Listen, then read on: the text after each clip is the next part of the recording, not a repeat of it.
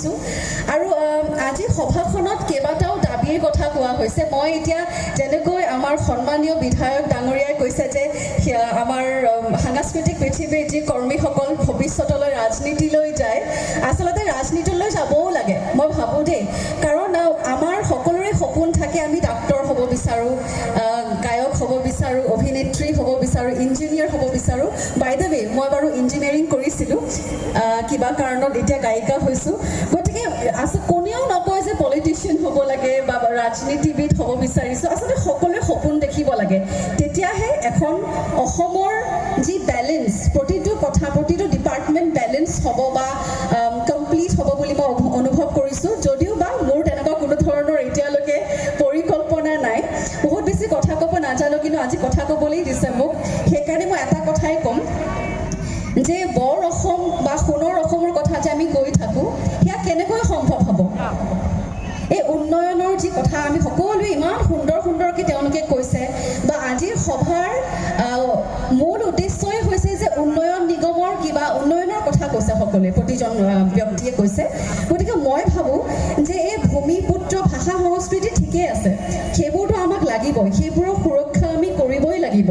কিন্তু মই ভাবোঁ দেই এগৰাকী সাংস্কৃতিক কৰ্মী হিচাপে মই অনুভৱ কৰোঁ যে আজিৰ তাৰিখত আটাইতকৈ গুৰুত্বপূৰ্ণ কথা হৈছে যে আমাৰ সকলোৰে মানসিকতাবিলাক সলনি কৰিব লাগিব মনবোৰ চাফা হ'ব লাগিব এতিয়া আমাৰ যুগত আমাৰ সময়ত যিমান আমাৰ যুৱ প্ৰজন্ম আছে ময়ো এগৰাকী প্ৰতিনিধি হিচাপে ক'ব বিচাৰিছোঁ যে আজিৰ সময়ত প্ৰত্যেকটো আটাইতকৈ বেছি ইম্পৰ্টেণ্ট কি ছ'চিয়েল মিডিয়া আমি ডিজিটেল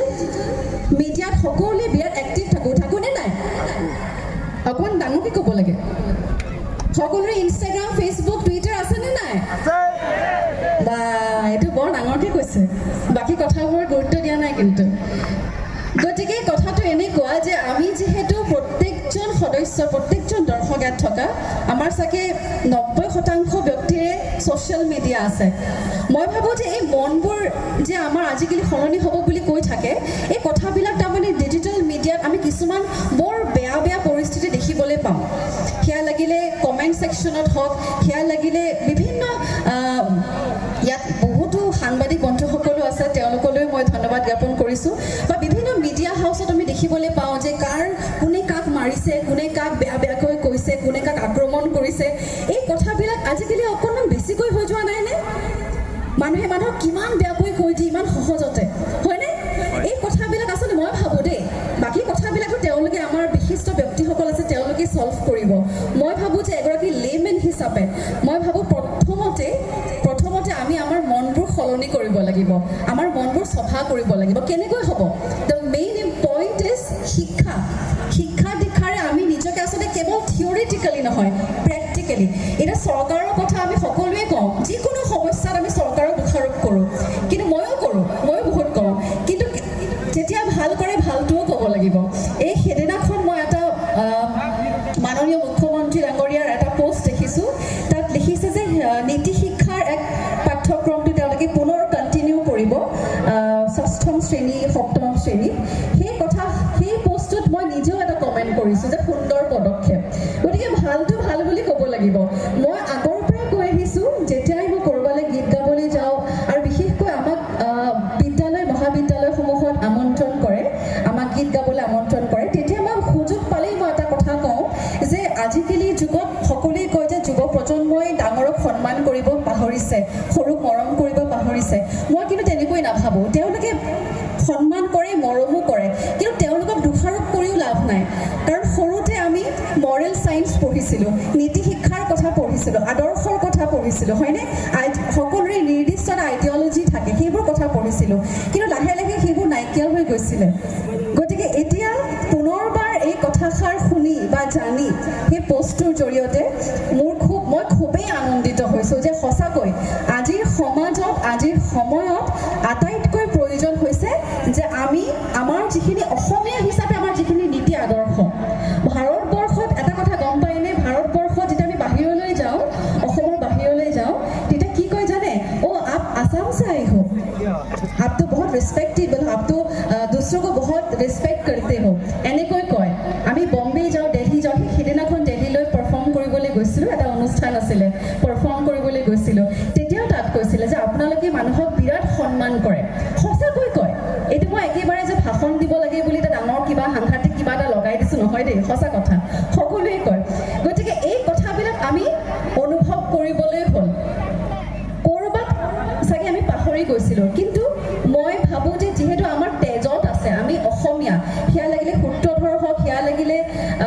ৰাভা হওক ৰাভা জনগোষ্ঠী হওক টাই আহোম জনগোষ্ঠী হওক প্ৰত্যেকটো জনগোষ্ঠীয়ে হওক আমি সকলোৱে অসমীয়া হিচাপে ভাবিব লাগিব প্ৰথম কথা গতিকে অসমীয়া হিচাপে আমাৰ যিখিনি মূল নীতি আদৰ্শ আছে সেই কথাখিনি আমি উপলব্ধি কৰিব লাগিব আৰু সেই ক্ষেত্ৰতে মই আজি সভাত বহুতো সন্মানীয় ব্যক্তি আছে তেওঁলোকে এতিয়া আৰম্ভ হৈছেহে আপোনালোকে ক'লৈকো নাযাব সকলোৱে বিৰাট ধুনীয়া ধুনীয়া কথা ক'ব মই মোৰ ফালৰ পৰা এইটোৱে ক'ব বিচাৰিছিলোঁ গতিকে কৈছোঁ যে আমাৰ যিখিনি ৰুটছ আমাৰ যিখিনি অসমীয়া হিচাপে আমি যিখিনি সৰুৰ পৰা শিকিছোঁ বা জানো ডাঙৰক সন্মান কৰা সৰুক মৰম কৰা বা সেই যিটো ৰেচপেক্টেবল কমিউনিটি এজ এন এছামিজ সেইটো আমি সদায় মেইনটেইন কৰাটো উচিত আৰু সেইটোৱে আচলতে আজিৰ সভাত মই প্ৰত্যেকজনকে অনুৰোধ কৰিম বিশেষকৈ যুৱ প্ৰজন্মক কাৰণ উন্নয়ন কৰিবলৈ হ'লে আমাৰ সমাজ ব্যৱস্থাত যদি আমি এক খোজ আগত চাব বিচাৰিছোঁ তেতিয়াহ'লে কিন্তু আটাইতকৈ ইম্পৰ্টেণ্ট ছেগমেণ্ট কি হয় সমাজৰ দ্য নিউ জেনেৰেশ্যন গতিকে প্ৰত্যেকজন ল'ৰা ছোৱালী ছাত্ৰ ছাত্ৰীক মই অনুৰোধ কৰিম যে খুব চেনজিবল হওক ছ'চিয়েল মিডিয়া ব্যৱহাৰ কৰোঁতে চেনজিবল হওক কোনোবাই বহুতে ফেক একাউণ্ট খুলি পেলাই আমাক আক্ৰমণ কৰে পলিটিচিয়ানছক আক্ৰমণ কৰে নে নকৰে বেয়াকৈ কয় কিন্তু আচলতে সমালোচনা হ'ব লাগে কিন্তু এই যে কেৰেক্টাৰ এছেচিনেশ্যন কৰে বা কিছুমান ক'ব নলগা কথা কৈ দিয়ে বা এই যিবিলাক বেয়া ঘটনা ঘটি আছে সামাজিক মাধ্যমত সেইবিলাকৰ পৰা বিৰত থাকক সেইখিনি কথা আহকচোন আমি আজি সভাৰখনৰ পৰাই আমি আৰম্ভ কৰোঁ এই তোমালোক যে আছা তোমালোকে দুই এজনক আকৌ ক'বা আৰু তেওঁলোকে আৰু 10জনক ক'ব সেনেকৈ আচলতে ভাল কথাবিলাকৰ প্ৰচাৰ হয় মই তেনেকৈ অনুভৱ কৰোঁ বাকী মোক আমন্ত্ৰণ কৰাৰ বাবে মই পুনৰবাৰ সদৌ অসম সূত্ৰধৰ ছাত্ৰ সন্থাৰ প্ৰত্যেকজন সদস্যক মই আন্তৰিকতাৰে আচলতে ধন্যবাদ জ্ঞাপন কৰিছোঁ সদায় গীত গাওঁ অভিনয় কৰোঁ কেতিয়াবা এনেকৈ কথা ক'বলৈও মন যায় কিবা হয়তো ভুল ভ্ৰান্তিও হৈছে বহুত বেছি কথা ক'ব নাজানো সেইকাৰণে আগতীয়াকৈ ক্ষমা বিচাৰিছোঁ কাৰণ এইখিনি ৰেকৰ্ড কৰি যেতিয়া ছ'চিয়েল মিডিয়াত দিব তাতেও ভুল ধৰিব যি কি নহওক সকলোৱে ভালে থাকক আৰু সভাপতি ডাঙৰীয়াই এটা কথা কৈছিল সূত্ৰধৰ সমাজৰ যে আপোনালোকৰ যি সমবেত সংগীত সেই গীতটি আপোনালোকে ৰেকৰ্ড কৰিব গতিকে মই আজিয়ে কথা দিছোঁ সেই গীতটিত কিন্তু মই সহায় কৰিব বিচাৰিছোঁ মোক নল'লে বেয়া পাম আৰু পুনৰবাৰ ধন্যবাদ মই খুব সুন্দৰকৈ সূত্ৰধৰ সমাজৰ পোচাকযোৰ পিন্ধিছোঁ আশা কৰিছোঁ মই আপোনালোকে ভালেই পাইছে দেখিবলৈ আৰু পুনৰ কেতিয়াবা লগ পাম আজি আচলতে শোভাযাত্ৰাতহে আহিছিলোঁ গতিকে গীত গাম বুলি অহা নাই আৰু অহা বছৰলৈ কিন্তু মোক গীত গাম বুলি মাতিব তেতিয়া আমি সকলোৱে একেলগে সূত্ৰধৰ গীতটো গাম অসমীয়া গীত গাম প্ৰত্যেকটো আমি গীত গাই আমি আমাৰ সকলোৰে মন জয় কৰিবলৈ মই চেষ্টা কৰিম আজিলৈ এইখিনিতে সামৰণি মাৰিছোঁ বহুত বহুত